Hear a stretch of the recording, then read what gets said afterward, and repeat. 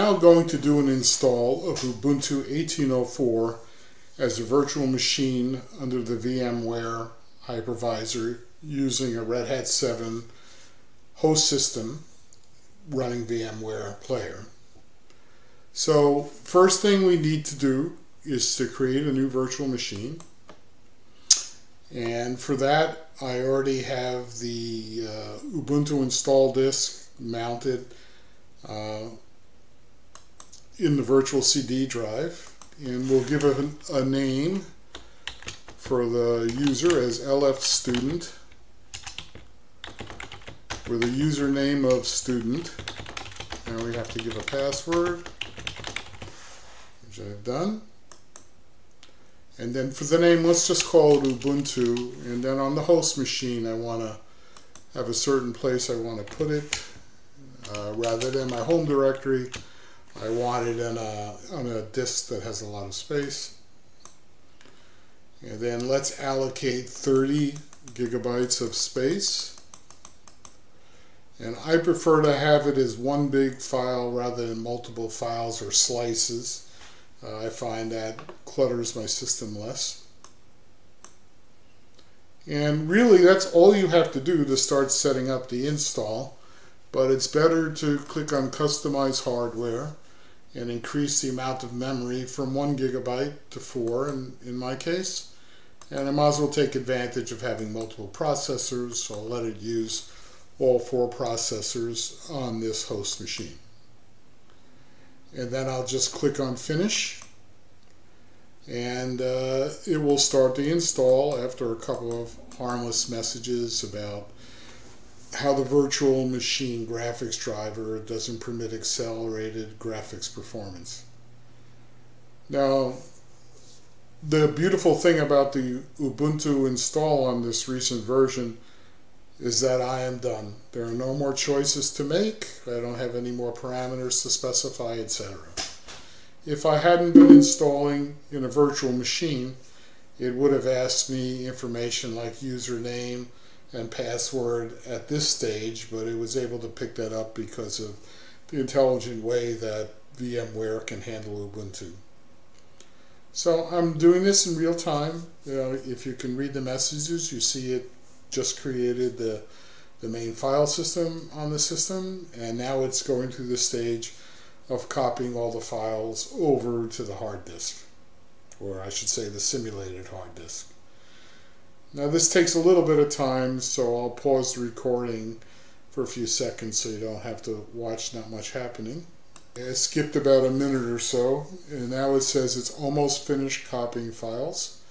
It's showing a bunch of different blurbs for various features in this Bionic Beaver or Ubuntu 18.04 release. The status bar has reached all the way to the right, so it should be almost done. And now it's doing the actual install of the system. So it's copied all the files it needs over to the hard disk, and it's doing the actual configuration.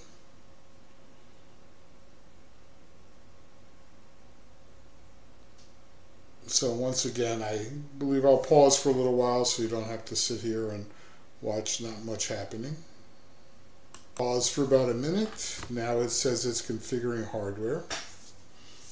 So it's finding all the hardware devices in the system, making sure it has the right device drivers for it, etc. It's now configuring the bootloader, the grub, and now it's doing cleanup. It's getting rid of packages which were only needed during the install.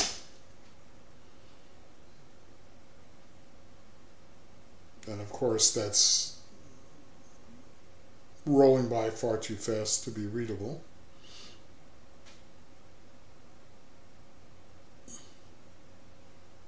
And so it's doing a little bit more package installation. I think I'll pause again for a little while. So it reached the end of the status bar, and now it's doing the reboot.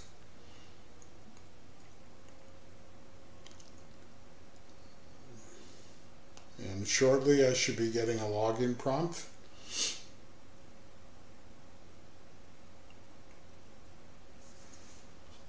If you notice, it's installing OpenVM Tools. That's a package of special drivers and configuration stuff that's used when you're running it as a guest under VMware Hypervisor. And we've reached the login screen running under the greeter. So I'll just log in as student. And oops, I typed in the wrong password, I suppose. Yep.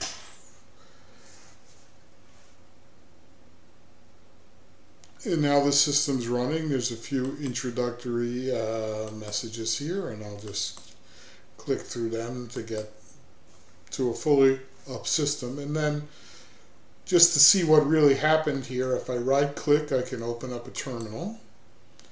And then I'm going to run the command df for disk-free -t to show me what type of file systems I have, and h to print out the results in megabytes and gigabytes. And I see that in the main file system I have 30 gigabytes of space, of which I'm using 5.3, and it's an ext4 file system. When we install CentOS, we need to actually specify the type of file system, the size of the partition, etc. But Ubuntu made choices that it thought were best.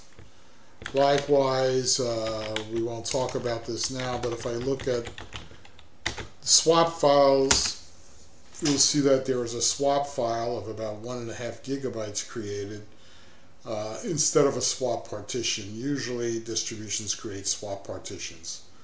So that's all there is to install the latest version of Ubuntu. Absolutely nothing to do during the install. It makes what it thinks is sensible decisions for everything. And after the system is up and running, you can then go into the package manager and put in exactly what you need and configure the system in other ways. If you need a more flexible installation to begin with, you can make such choices when you start, but we took the easy path here.